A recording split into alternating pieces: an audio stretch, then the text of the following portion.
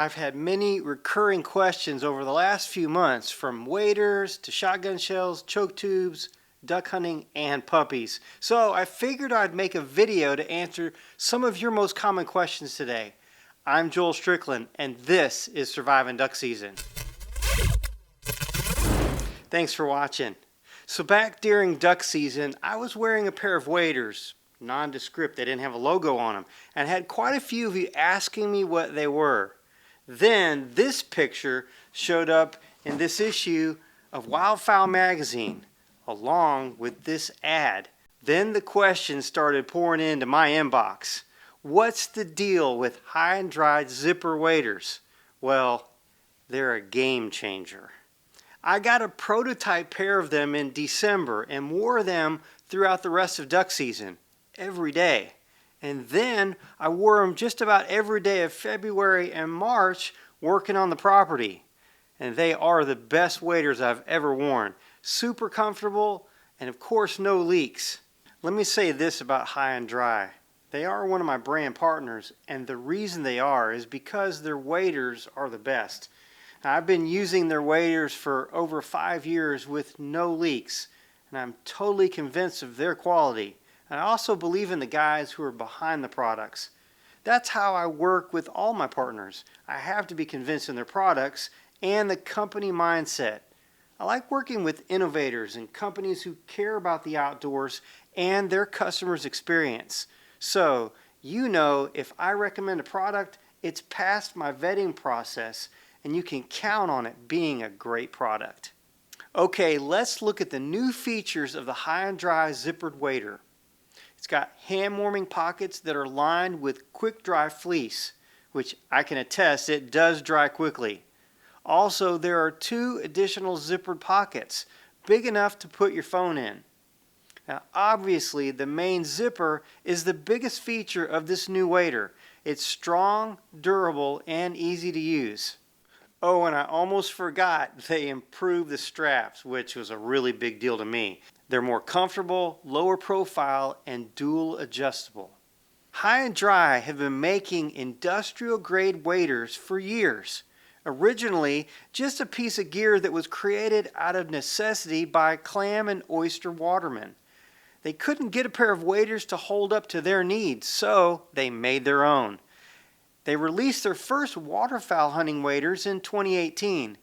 They're definitely the leaders of innovation for waders. They brought the first breathable waders to market that can consistently keep you dry. In the past 5 or 6 years, many of the other big brands, including the most expensive ones, have attempted to copy and even improve what High and Dry has created. But there's still nothing else out there as durable or performs any better than High and Dry at any price. So Brian Terry from High and Dry tells me they plan to begin shipping the new zippered waders in September of 2023, with pre-orders starting in August. Price $549, which is half the price of their competitors and more durable.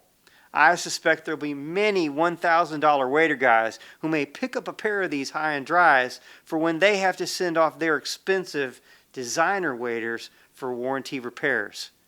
At least they will have something that will keep them dry.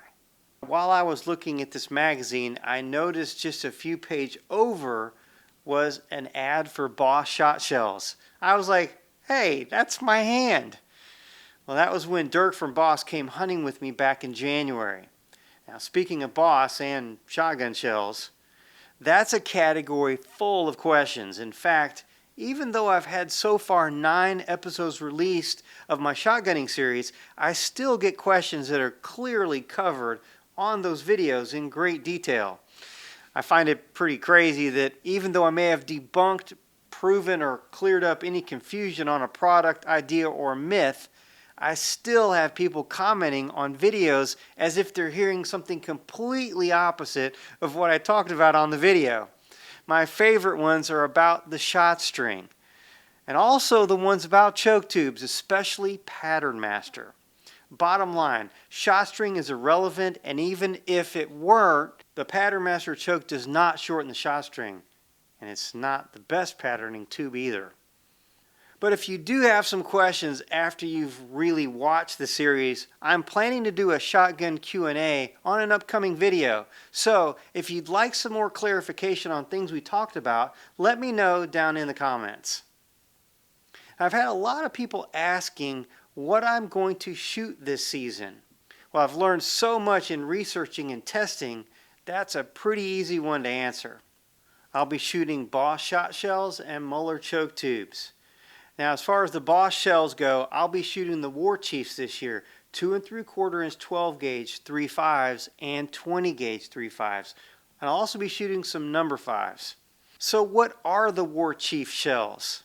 Well, they are a new and improved copper-plated bismuth shot with new and improved wad and added buffering in the shell. So what that means is even better patterning and at further distances. Now, if you did watch my shotgunning series, you already know that I was most impressed with Boss copper-plated bismuth, and it was my preference overall from all the other bismuth and steel loads for patterning, effectiveness, and comfort.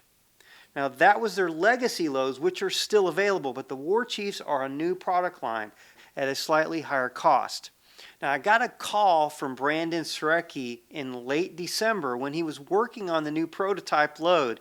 And when he had it the way he wanted, he sent me a case to test in January. So I got to shoot it and hunt with it for a couple of weeks. And I can certainly say that it's definitely improvement over the already great Boss legacy loads. Now, in working on the shotgunning series, I really became even more impressed with Boss.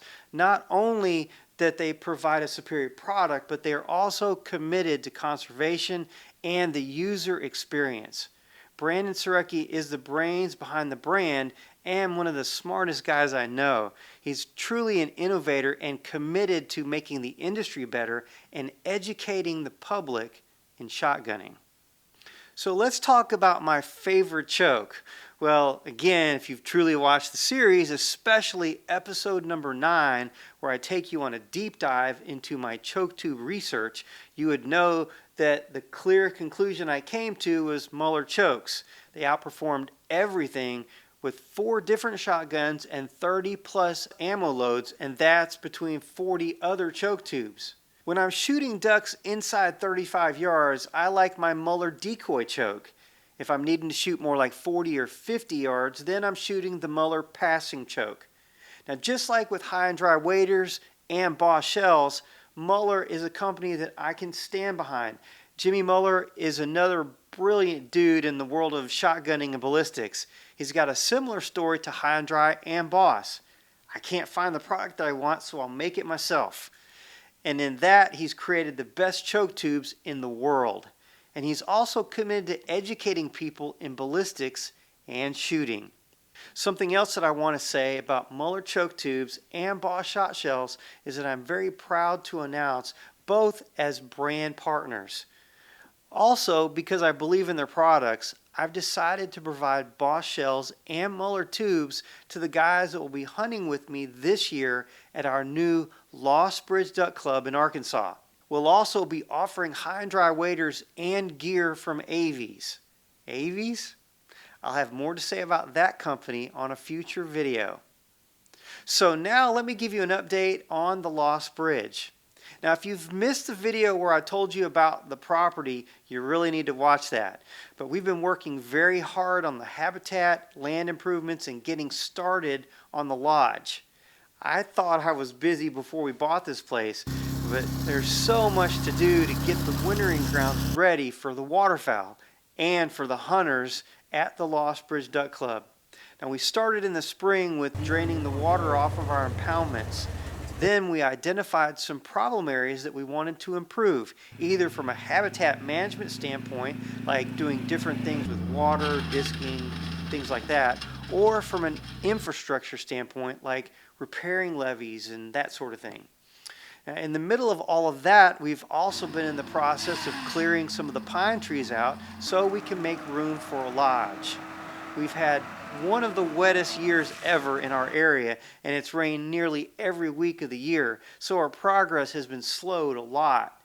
So right now we're in the process of building phase 1 of our building project, which includes accommodations for 8 guests. And then when our entire lodge project is complete, we'll have accommodations for up to 16 in single occupancy rooms. So now comes the answer to the question that many of you have been asking. Are you going to be selling hunts at the Lost Bridge this year? Well, we have decided that yes, we will indeed be guiding a limited amount of hunts for this year. Phase 1 of our lodge will be completed before the beginning of duck season this year, so I'm very excited to be sharing our incredible place with a few people this upcoming season.